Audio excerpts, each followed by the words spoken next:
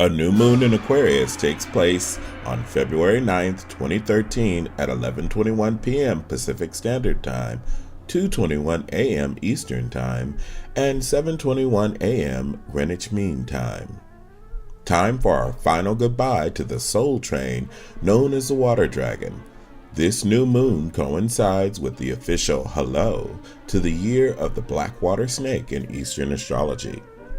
Since the new moon is typically a time that we reset ourselves emotionally, it is always the most ideal time to write down our desires and intentions along with the activities necessary to manifest them into the material world. Since the year of the snake is about making decisions deliberately, cautiously, and patiently, many will benefit from the year of the snake's demand to move at a slower pace in order to apply more precision and diligence when tending to all of the details that matter. The social seeds of conscience that defined last year's water dragon have been planted. Now the waters from Aquarius's humanitarian jug of purification will nourish and sow the seeds of love that will help from the unpredictable, mutable, and flowing help of the black water snake. The combination of Aquarius and the snake will manifest a system-busting energy that will call into question all of the institutions that are not grounded in the symbiosis of humanity and equality on Earth.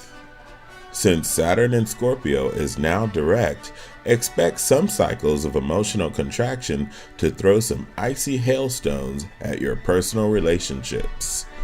The metaphysically magnetic poles of Saturn and Scorpio are harmonizing with the regenerative and transformative power of Pluto and Capricorn.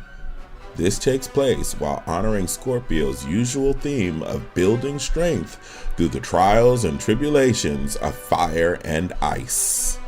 With the Sun, the Moon, and Venus all in conjunction in the tropical sign of Aquarius, you will find that you are thinking, rethinking, and overthinking anything and everything that involves the security of your home and the overall value of all of your personal relationships.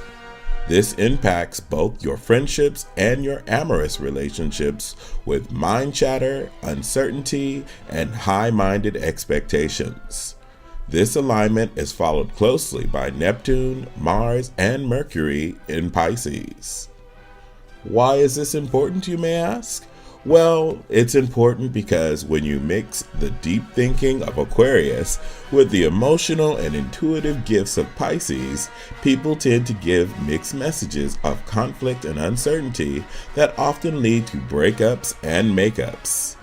This represents a need to define our individuality with respect to our larger community. With 3 cosmic bodies in Pisces, the energy is very ethereal, artistic, metaphysical, and magical. If you're feeling resistance, let go and allow your intuition to co-create with the energy that the cosmos is channeling through your multidimensional body. In astrolosophy, Aquarius rules the 11th house of the zodiac ecliptic. Aquarius is one of the original constellations of the zodiac ecliptic cataloged by Ptolemy. Aquarius is a fixed sign known for their stunning intelligence and tendency to question authority and conventional wisdom whenever they witness inequality. In essence, Aquarius tends to be the enemy of the status quo. Their unique, authentic perspectives and their willingness to fight oppression is why Aquarius is associated with the god Prometheus. Known for stealing fire from the gods and giving it to humanity, Prometheus is said to have spent a lot of time in Tartarus having his guts eaten each day by the eagle of Zeus. In classical astrology, Aquarius was associated with Saturn along with Capricorn. However, modern astrology associates Aquarius with the planet and god Uranus.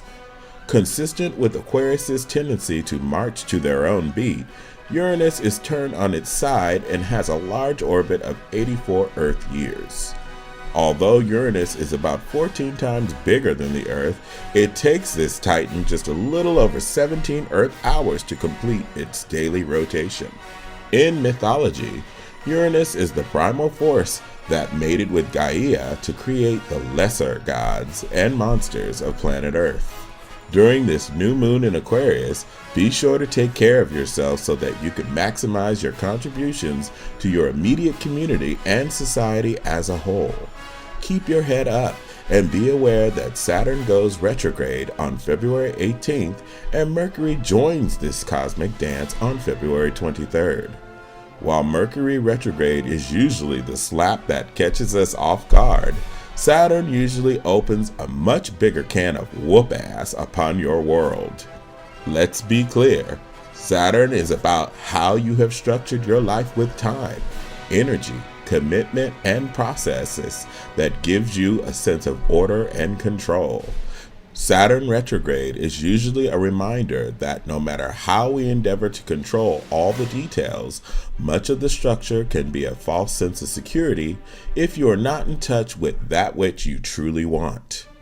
One of the biggest mix-ups with Saturn is the sense that everything goes wrong or changes is a force that is happening outside of you, when often it is your subconscious or the part of your desires that you are not fully aware of making itself known. Naturally, such patterns are a part of life and how we develop and evolve to our higher octaves of being that resonate through the Aquarius Sun-Moon combination.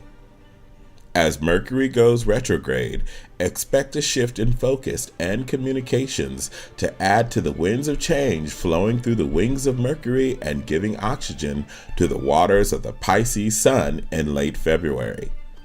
Be aware that past challenges can create a climate of risk for people who are reformed alcoholics. This warning can also be extended to those with drug problems or any form of addiction, including food and gambling. This is where the escape factor of Neptune can make you vulnerable if you do not focus the extra sense of anxiety on an activity to keep you focused and productive. This is also a great time to work on artistic projects, and the trans-dimensional energies in Pisces are providing a symphony of inspiring vibrations that would make the muses of Mount Olympus proud. For those of you being challenged with adversity and romance, try and ride it out until the Taurus sun arrives in April. Or let go and don't look back.